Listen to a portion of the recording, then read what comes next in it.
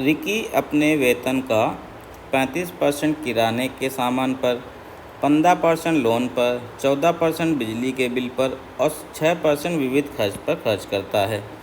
यदि महीने के अंत में उसकी बचत 2400 रुपये है तो उसका मासिक वेतन कितना है? मासिक वेतन बताना है। तो हम मान लेते हैं उसका वेतन कितना है। जो मासिक वेतन है हम 100 मान लेते हैं, ठीक है। अगर 100 है तो खर्च कितने हो गए उसके? जो खर्च हो गए वो कितने हो गए? 100 में 35% किराने में, यानी कि 35 रुपये खर्च हो गए। फिर 15% लोन में, 100 का 15 लोन में खर्चा हो गया। 14% बिजली में, 14 बिजली में खर्चा हो गया। और 6% विविध खर्च में, यानी कि 6। ये तो टोटल कितना हो गया हमारे पास? 35 और 15 50 और 20 70। 100 में 70 उसके खर्च हो गए। तो जो बचत आई वो कितनी हुई?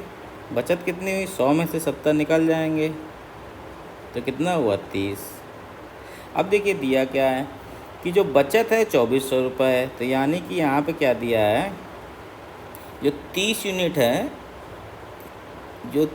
यूनिट है वो बराबर है 2400 के।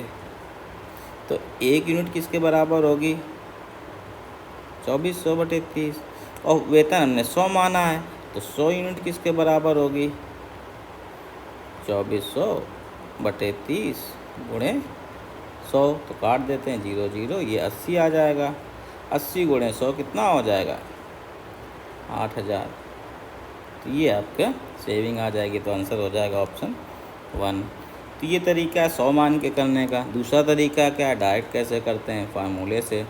कैसे मानते हैं कि वेतन मान लीजिए हमारा क्या x है। अगर वेतन x है तो खर्च कितना किया है? इसका 70%। कितना? 35%। फिर 35%, 15%, 14%, 6%, टोटल मिला के 70% खर्च कर दिया, ठीक है ना। तो x का हमने 70% तो खर्च कर दिया। बचा कितना? बचत जो हुई हमारे पास, ये बचत कितनी हुई? 30%। तो x की जो बचत है 30% है। जो 30% बचत है ये किसके बराबर दे रखी है?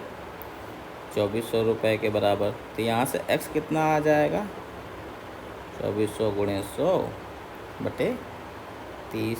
तो यही आ जाएगा जो यहाँ पे आया। तो यहाँ से भी क्या आ जाएगा? 8000 रुपये।